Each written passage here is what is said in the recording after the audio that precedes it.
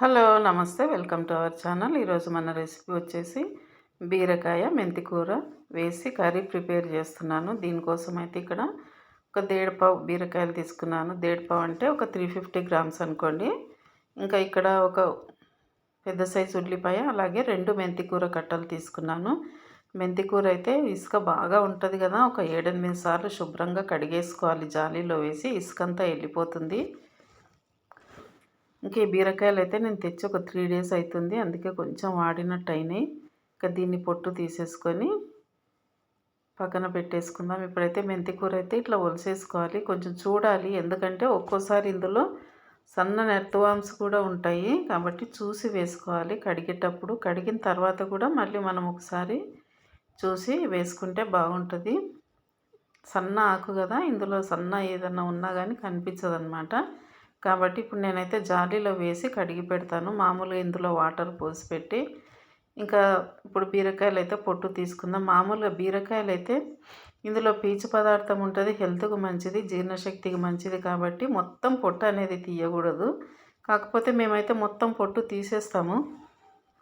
అట్లా పొట్టు ఉంటే నోట్లో నమలడానికి కసకస అంటుందని తినరు, కాబట్టి ఇంకా మొత్తం తీయాల్సి వస్తుంది. మామూలుగా అయితే నాకు కొంచెం పొట్టుతో ఉంటేనే మంచిగా అనిపిస్తుంది కర్రీ అయితే. ఇంకా ఇట్లా మొత్తం తీసేస్తాను అన్నమాట. ఇంకా ఇప్పుడు తీసేసినాం కదా, వీటిని మనకు కావాల్సిన సైజులో ముక్కలు కట్ చేసి పెట్టుకుందాం. ఇంకా ఈ బీరకాయల కంటే పొట్టే ఎక్కువ వెళ్తుంది. ఇట్లా తీస్తే కనుక మొత్తం పొట్టు తీసేస్తే బీరకాయలు కొంచెమే ఉంటాయి, పొట్టు అయితే చాలా ఉంటుంది. అది కూడా పొట్టు ఫ్రెష్గా ఉంటే దాన్ని పచ్చడైనా లేకపోతే ఇంకో రకంగా కర్రీ ప్రిపేర్ చేసుకోవచ్చు. కానీ ఇది కొంచెం మరీ గ్రీన్ కలర్గా వాడిపోయినట్టుగా ఉంది, కాబట్టి ఇంకా నేను దీన్ని తీసేస్తున్నాను. మనం బీరకాయలు అయితే కట్ చేసేటప్పుడే చేదు అనేది చూసి కట్ చేసుకోవాలి. ఒక్కోసారి నేను మర్చిపోయి అలాగే కూర వండేసిన, తినేటప్పుడు తెలిసింది నాకైతే మొత్తం చేదు కూర అంతా. ఇంక అప్పటి నుంచి మొత్తం ఇలా చూసి ఒక్కొక్క కాయ కట్ చేసుకుంటాను అన్నమాట. కాకపోతే ఈ బీరకాయలు అయితే తెచ్చుకున్న రోజే వండుకుంటే కనుక ఫ్రెష్గా ఉంటుంది, కర్రీ కూడా టేస్ట్గా ఉంటుంది. ఇంకా నాకు 3 డేస్ అయింది కాబట్టి కొంచెం వాడినట్టుగా అయినాయి. ఇంక ఈ ముక్కలు అయితే ఇట్లా కట్ చేసి పెట్టిన. ఇప్పుడు ఈ పక్కకు పెట్టేసుకొని ఇందులోకి ఉల్లిపాయలు అయితే సన్నగా కట్ చేసి పెట్టిన. ఆల్రెడీ ఒక 2 చిన్న టమాటోలు కూడా తీసుకున్నాను. మన వచ్చి మెంతం కూరనే వాటర్ వేసి పెట్టిన కదా, ఇసుకంతా కిందికి వెళ్ళిపోతుంది. ఇప్పుడు నేను జాలీలో వేసి కడిగి పెట్టేస్తాను నీట్గా. అయితే ఇప్పుడు స్టవ్ మీద గిన్నె పెట్టేసుకొని అందులో అయితే 1.5 టేబుల్ స్పూన్ వరకు ఆయిల్ వేసుకుందాం. బీరకాయలోకి ఆయిల్ ఎక్కువ పట్టదు, ఇది కూడా ఎక్కువే. కాకపోతే ఇంకా కొంచెం ఆయిల్ ఉంటేనే బాగుంటుందని వేసిన అనమాట. ఆయిల్ హీట్ ఎక్కిన తర్వాత కట్ చేసుకున్న ఉల్లిపాయ ముక్కలు వేసేసి బాగా వేంపుకోవాలి. ఇప్పుడు అల్లం వెల్లుల్లి పేస్ట్ అప్పటిదప్పుడు దంచేసుకుంటాను నేనైతే ఒక్కోసారి. ఇంకా ఇందులోకి అయితే క్లీన్ చేసి పెట్టుకున్న మెంతి కూర ఉంది కదా, అది వేస్తాను. ఇది చిన్న మెంతం అన్నమాట. స్మెల్ అయితే చాలా బాగుంటుంది. తాలింపులో వేసిన తర్వాత మంచి స్మెల్ వస్తుంటుంది అన్నట్టు. ఇంక ఇందులోకి ఒక 1/2 టీ స్పూన్ వరకు పసుపు వేసుకొని దీన్ని మొత్తాన్ని కలిపేసి ఇప్పుడు కట్ చేసి పెట్టుకున్న బీరకాయ ముక్కలు కూడా ఇందులో వేసి కలిపి కొంచెం అలాగే ఉండనివ్వాలి. ఇప్పుడైతే ఉప్పు వేసుకుందాం సరిపడినంతగా. ఉప్పుతో పాటుగా కట్ చేసి పెట్టుకున్న టమాటో ముక్కలు వేసి కొంచెం టమాటో గుజ్జు అయ్యేంత వరకు కలుపుకొని మూత పెట్టుకోవాలి. మంటను మీడియం ఫ్లేమ్లో పెట్టుకొని ఇంకా బీరకాయలో వాటర్ కంటెంట్ ఉంటుంది కాబట్టి మనం పైనుంచి వాటర్ అనేది వేసుకోని అవసరం లేదు. ఇంకా ఇప్పుడు ఇందులోకి కారం అయితే 1 టీ స్పూన్ నిండా వేసినాను.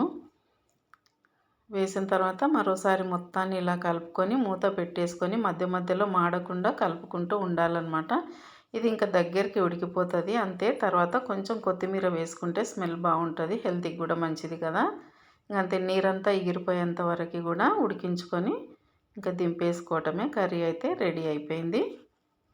ఈ కర్రీకి కాంబినేషన్గా అయితే రసం ప్రిపేర్ చేసుకుంటే బాగుంటుంది. రసం కోసం అయితే నేను చిన్న నిమ్మకాయ సైజ్ అంతా చింతపండు నానబెట్టి పులుసు పిండి పెట్టుకున్నాను. ఒక ఎల్లిగడ్డ, అట్లనే 5-6 ఎండుమిర్చి, కరివేపాకు, కావాల్సినంత ఒక 1/2 టీ స్పూన్ వరకు పసుపు, ఒక టమాటో, మిరియాలు 1 టీ స్పూను, 1 టేబుల్ స్పూన్ వరకు కందిపప్పు తీసుకున్నాను. అలాగే 1/2 టీ స్పూన్ వరకు జీలకర్ర తీసుకున్నాను.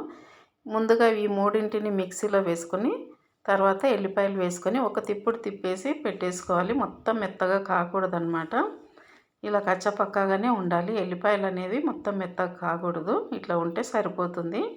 ఇంక ఇప్పుడైతే స్టవ్ మీద ఒక చిన్న గిన్నె పెట్టేసుకుందాం. హీట్ ఎక్కింది కదా, ఇందులోకి 1 టీ స్పూను కొంచెం ఎక్కువే ఆయిల్ వేసుకుందాం. 1 టేబుల్ స్పూన్ అనుకోండి.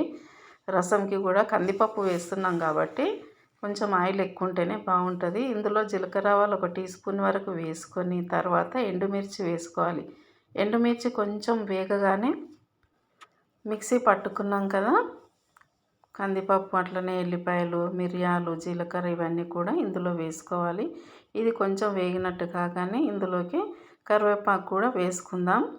ఇదంతా కొంచెం ఆయిల్లో మంచిగా ఫ్రై అయింది అనుకున్నప్పుడు మనం పులుసు పిండి పెట్టుకున్నాం కదా, ఇంకా దాన్ని తర్వాత చింతపండు గుజ్జులాగా కాకుండా నేనైతే మామూలుగా పలసగానే పిండి పెట్టుకున్నాను. ఇందులో ఒక టమాటో ముక్కలు కూడా వేసి అందులోనే ఉప్పు వేస్తే కొంచెం టమాటో ముక్కలు అనేవి మగ్గుతాయి. మగ్గిన తర్వాత ఒకసారి ఇలా కలిపేసుకొని ఇంకా ఇప్పుడు చింతపండు రసాన్ని ఇందులో వేసుకుందాం. ముందే చూసుకోవాలి మనకు చింతపండు రసం ఎంత మోతాదులో కావాలో అంత పిండి పెట్టుకుంటే సరిపోతుంది.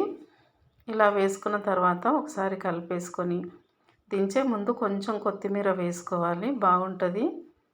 ఇట్లా కలుపుకొని ఒక 2 పొంగులు వచ్చేంత వరకు పెట్టుకోవాలి. ఇంకంతే, రసం రెడీ అయిపోయినట్టే అనమాట. ఇప్పుడు ఇందులోకి ఒక చిటికెడు, ఒక పావు టీ స్పూన్ కంటే తక్కువే అనుకోండి, కొంచెం కారం అయితే వేస్తున్నాను. నాకు ఎండుమిర్చి కొంచెం తగ్గింది అనిపించింది, ఘాటుగా అనిపించలేదు కాబట్టి కొద్దిగా కారం వేసాను, బాగుంటుంది.